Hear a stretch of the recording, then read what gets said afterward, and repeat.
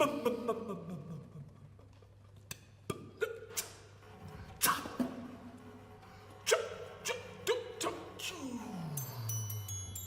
was born in Lower Hutt. I lived in Lower Hutt for 5 years, and then my father got a job in Greymouth. Greymouth was wonderful. That's my spiritual home, my real homeland, you know, as you're becoming conscious of the country around you.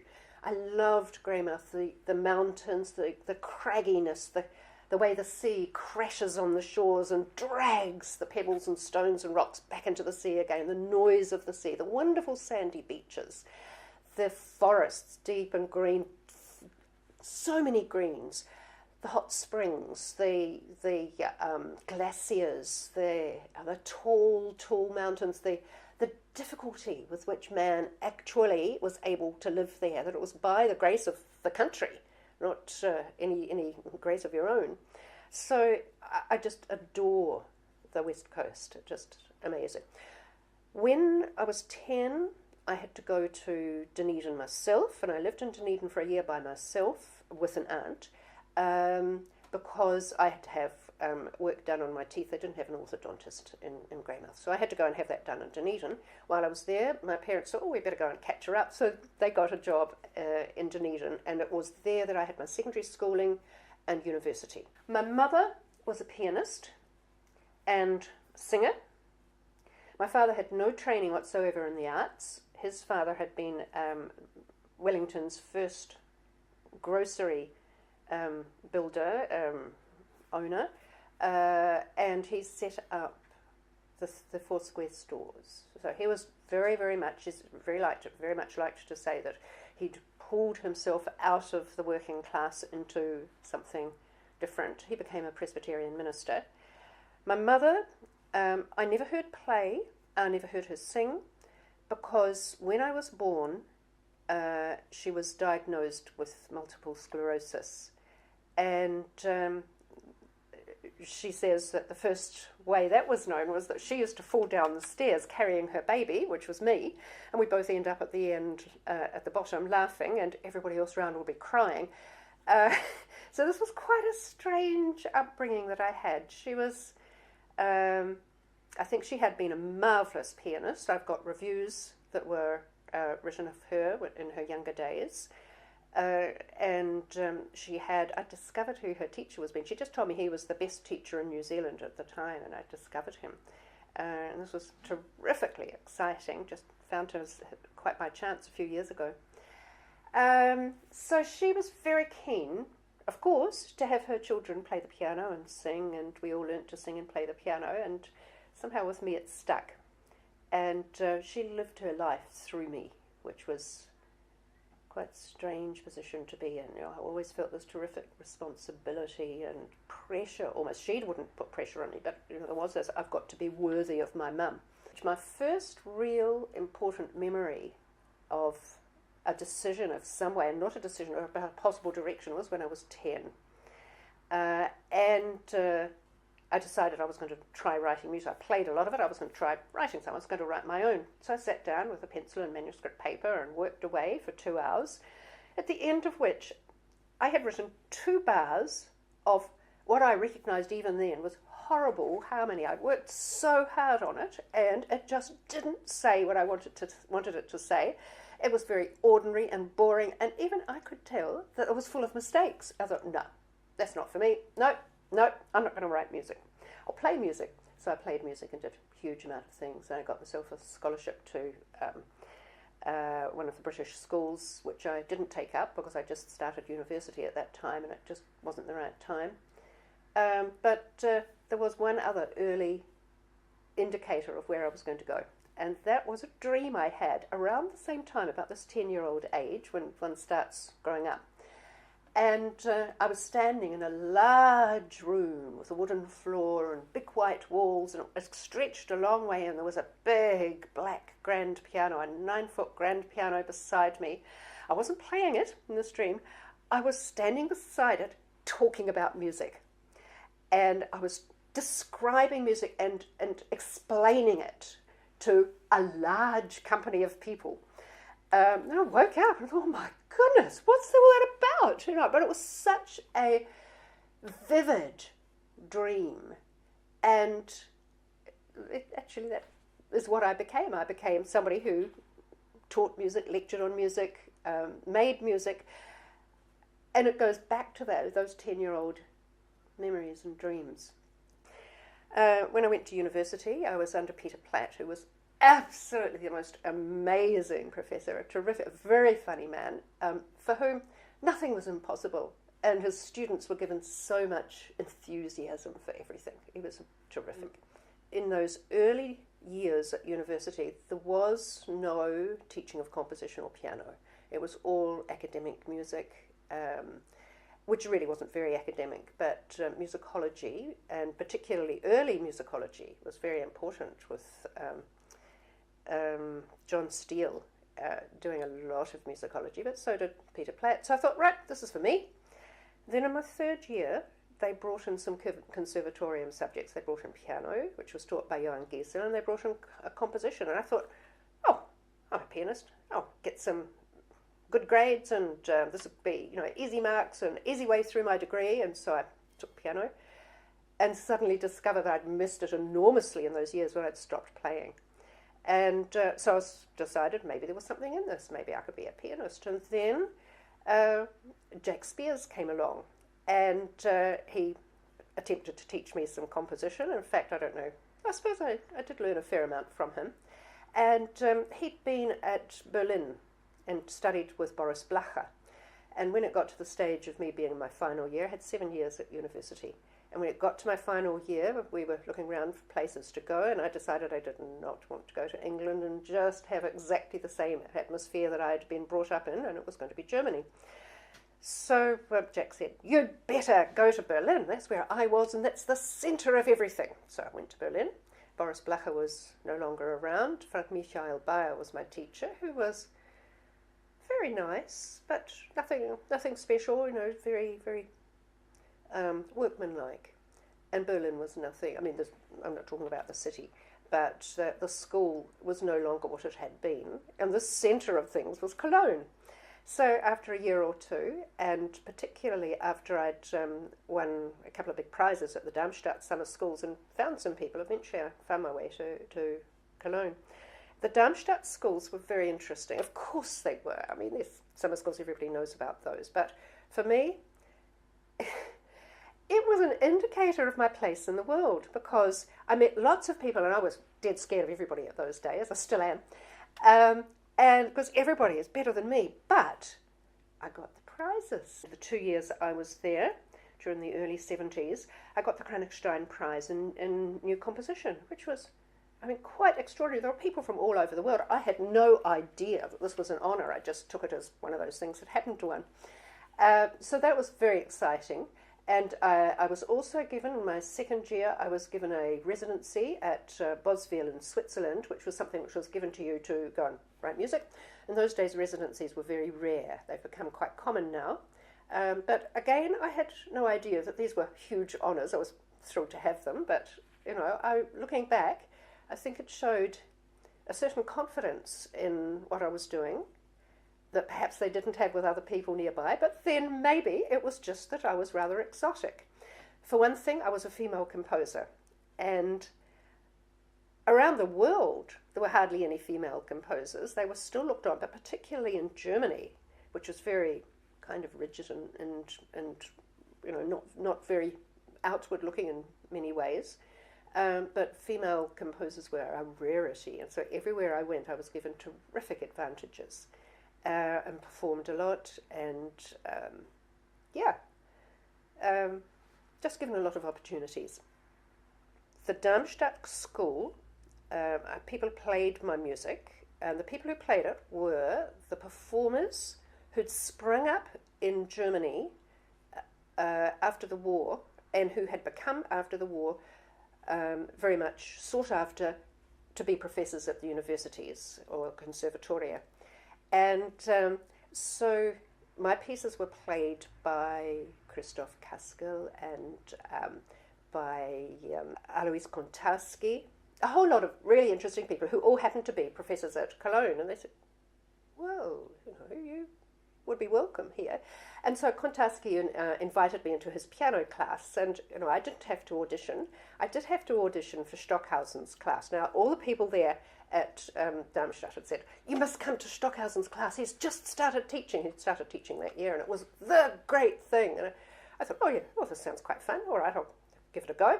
So I had to audition. I missed the plane from Berlin to get there. I arrived just at the nick of time on the next plane. And sat down with Stockhausen, and I think there were a handful of other students there, and he said, right, well, what are you going to play for me? And I said, oh, I'll play you some Beethoven. This was the only time anybody has ever auditioned for somebody that big with Beethoven, but I'd been expecting to have to audition for piano, and I had no idea that Stockhausen was going to ask me to play some of my pieces. I had a sheaf of pieces for him, but eventually he got me to play some of my own music as well, but I was quite intrigued, and he gave me so much help. Nothing to do with my composition, but to do with my career.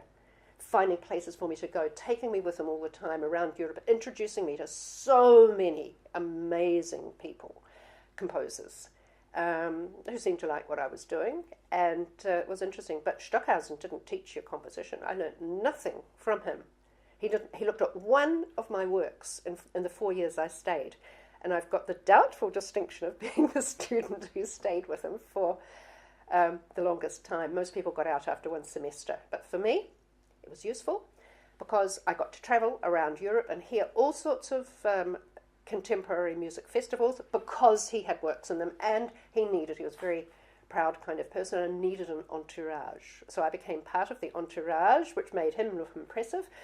2 wives, 6 children, 2 students, a handful of performers, and I just happened to be there. So it was extremely useful for me. His signature was useful to me on everything I wanted. If I wanted to have a new scholarship, I'd write my application and he would write it, Jawohl, Stockhausen. There it would be. I'd get what I needed. So it was so useful and terrific. So I had not intended to come back to New Zealand, but that happened. My parents had a big car accident, and I'd run out of scholarships for the moment. That was after about 6 years, and so I thought, no, it must be time to go. My husband also, Roger Wilson, wanted very much to go back home because he had various family things going on too. So we came back to New Zealand, and I became a Mozart Fellow. But on the day that we left Germany, something happened which I bitterly regret not having been able to do. And that was, I was offered a job, on the very day I was leaving, I was offered a job as the town city composer for the opera and the theatre, which were in the same building. And that would have been a fantastic job, fantastic. And I always regret that I wasn't able to stay and take that up. No, I did not stay in touch with Stockhausen. There was once an attempt for them to reach me to ask about a composition that I'd worked on there. But apart from that, there was nothing, because Stockhausen was an extraordinary person. He'd be all over you. Not literally in my case, but in some cases it was. But then you'd be thrust aside. As soon as I went out of his orb, that was gone. I didn't exist any longer. But I did stay in touch with his assistants, people like Richard Toop, who did terrific work over in Sydney. And Stockhausen had kicked him out, had some falling out, and that was the end of it. He just, set up these barriers if you weren't working for him. And I got sick of working for Stockhausen. I'd been writing his scores, and I don't mean making his music, but the students did actually give him huge numbers of ideas, which he would then steal, and we'd find that his new works were actually our ideas that he'd thrown into his pieces. So no, I didn't have a lot of contact there. This was still in the days when contact between people was difficult, because you could write letters, and that's all you could do. You didn't have the internet, you didn't have mobiles. These days it would be very easy to stay in contact, but you either lived there or you lived here, and I'd chosen New Zealand, or it had chosen me, or the circumstance had fallen that way, and it was a terrible break, really. I felt this quite keenly that there was a part of me that was missing.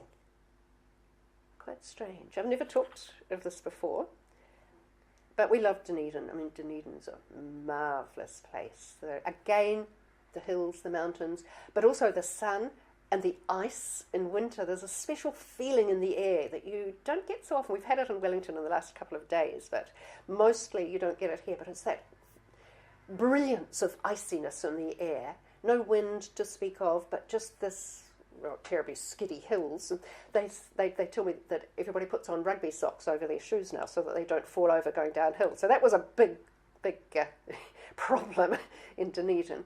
The university was a lovely university, small but with a lot of terrific intellects and marvellous artists, poets, writers, musicians, many of whom had come to New Zealand as Jews following or during the war, and really enriched our life in New Zealand enormously.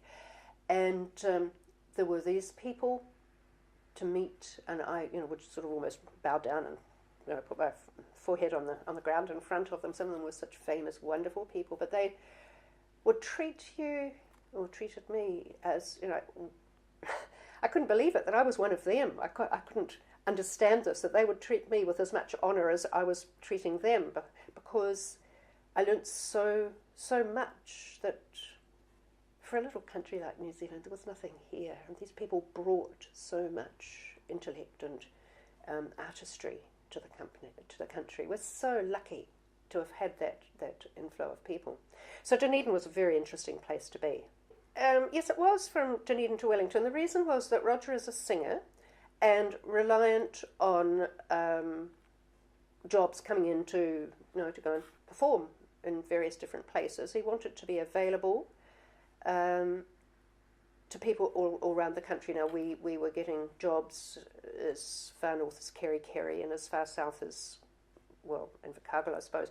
So Wellington was the place to be. And we lived in a little cottage, a tiny one-room cottage on Evans Bay, on Shelley Bay, right next door to the old Air Force buildings, just down the road from there. And we had 3 acres of land around just to wander around the hillside over there.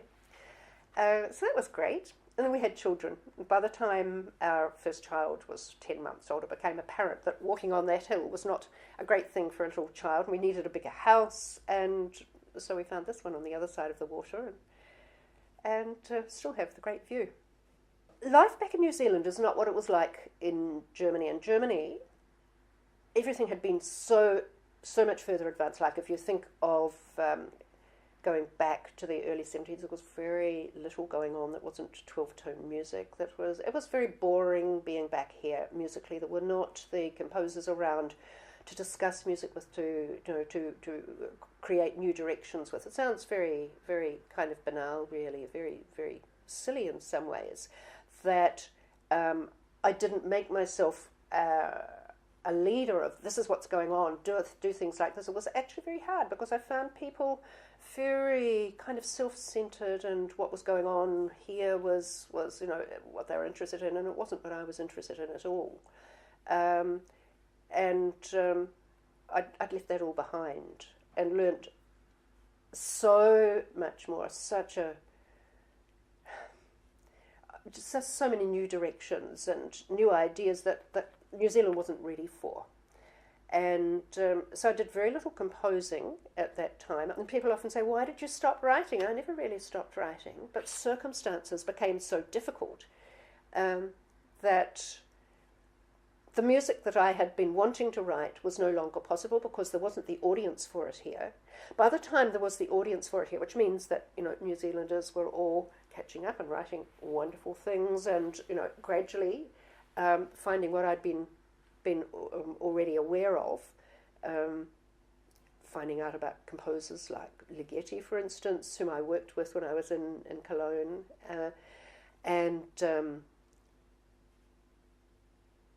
Boulez, Messiaen, There's people that I've been meeting with because they were friends of Stockhausen's. I dearly missed that kind of company, because New Zealand was a country cousin, and I had these tastes of wonderful things which were no longer here, and I was doing something different. I was growing children and looking after this absolutely remarkable son of mine, and my daughter, who became a professional cellist herself and is a professor at an American university now.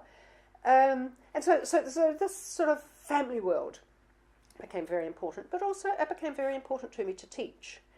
And I wrote music when people asked me to write it. For instance, Jack Boddy would ask me to write something for a Sonic Circus, and I'd find myself writing a piece for the Air Force Band, and that was a fascinating piece. It was to be in the town hall, and I was to use all their players, and I asked how many players there were. There were about 120 players, and of the most amazing instruments. There were 14 people playing cornet. So I wrote this orchestral piece with 14 cornets in it. And so it went on with extraordinary sounds, like, you know, it's very common to make noises all over instruments, but it hadn't been done much then. And I had everybody making Klappengeräusche, key noises, you know, just sort of rattling all their little sort of bits and pieces on the instruments. And they couldn't believe that they weren't meant to make sounds apart from that. So they'd all be sort of humming into their instruments and making these key noises. And yeah, it was quite fun. It sort of worked, but it's never been performed again. Having two people living purely from odd jobbing in music was pretty hard when you had a family. So I did some teaching at the university and at Polytech, which became Massey University. And from there, got quite a lot of students coming to me. But one of the biggest drivers was having one child was fine, but having two children was not. That was actually really hard. My second child was very ill. He was born 3 months prematurely with a lot of problems. You know, in the meantime, I'd been, you know, trying to do some composing here and there and doing stuff. But when this boy came along, I was living for a couple of months underneath his cot in the hospital, with oxygen machines roaring around me, and going to the university and giving a lecture and going back to feed this baby and going back to the university to take a seminar, and then going back and talking to the professor. I mean, this was an absolutely hectic time, and after a couple of months we did get this little baby back home again, but he needed so much help and input that it became pretty impossible to do any more work at the university. I dropped out of musical life a lot. I didn't compose anything for some years. Performance, Roger bullied me into doing performances here and there because, of course, I was performing with him all the time. But that was the most that I managed to do because it was just an extremely exhausting time. So my work began to be centred in the home, and I had a lot of people coming to me instead of having lessons at the university, and then eventually it became just very easy to have all my work at home. So I had a lot of students, and they built up as my children grew. I took children of the same age and made a lot of music with them together, and found the Suzuki method of teaching piano, which was fabulous because it was absolutely marvellous at teaching young children. So my life became a teaching life, and I eventually built up to having 40 and then 50 and then 60 students in a week, which is one hell of a lot of teaching, which leaves no room for anything else, but it did actually pay the bills, and that was what was really important. Roger never made very much by singing, and we had made a pact that he would sing and sing for his supper, and I would be rich. So that's how we worked. I kind of supported things, and he did all the interesting artistic things. I actually gave away a huge amount of things to make this work. but it had its own rewards. And the number of wonderful people I've worked with and the number of students that have been through my studios and are now having terrific careers overseas. I mean, these things have got, it's just been tremendously exciting and worthwhile to have had the input into these terrific students. And they have got good jobs all around the place as repetitors and as lecturers and performers. And I don't think more than a couple have become composers, but they have become interesting composers themselves. All my students, all my piano students, all got composition lessons because I said it wasn't enough just to play the piano. You have to improvise. So after they'd done some improvising, then they had to try and write their pieces down. And then, of course, things got much easier for my students than it was for me because of all their wonderful computers. And so these kids start doing composition at school. And so they brought all their stuff, or bring all their stuff to me, and we, have seminars on it at home here, and then they go back with their pieces, and it's just a dissemination of the way of writing, of the way of working, the way of thinking about composition. So I've always taught all my students composition. When I came to Wellington, it had just been set up, and David Farquhar asked me if I wanted to be a president. I said, no, I don't want to have anything to do with committees. I hated committee work. I just shrank from it. Over the next 20 or 30 years, actually, I did so much of it, but at that stage, I didn't want to. So I think he became the first president, but the next year, it was asked again, would I do that? And in fact, that seemed to be, once I'd realised what this institution was doing, that seemed to be a good idea. And we had a magazine, which I found the name Canzona for, because it just seemed to be so made for cans. And I became president for a couple of years, but during that time, my son was born, and we had this terrible time when really I could do nothing. And so I gradually had to drop everything I was doing there, probably leaving Cairns in a terrific lurch, and just had to take off and leave other people to do these wonderful things. The one thing that's been a constant has been Roger, who's always saying, write me a piece, write me a piece. Now, the first time he asked, we were in Germany, and I said, send me some poems that you'd like me to set. So he sent me some Middle High German texts, which were really exciting. What did I do? I cut all the consonants out. We had this one in the concert. We cut out all the consonants, and he was left playing consonants, and I was supplying all the sound in the middle. And he never forgave me for that, because he'd been expecting these beautiful Middle High German pieces, and he didn't get them. So, he'd be asking me for another song cycle or another song for this or that. And so there's been quite a lot of that piano and voice work that we've done. But it became part of my life that, although it was a very real part of my life, it wasn't the most important part of my life. Important was just getting on and living life, making opportunities for people, making opportunities for my family, making opportunities for all the students who came to me. And writing occasionally when something was interesting. So, it's not the life I expected for myself, not at all. But it's been a worthy life. In which to collect one's thoughts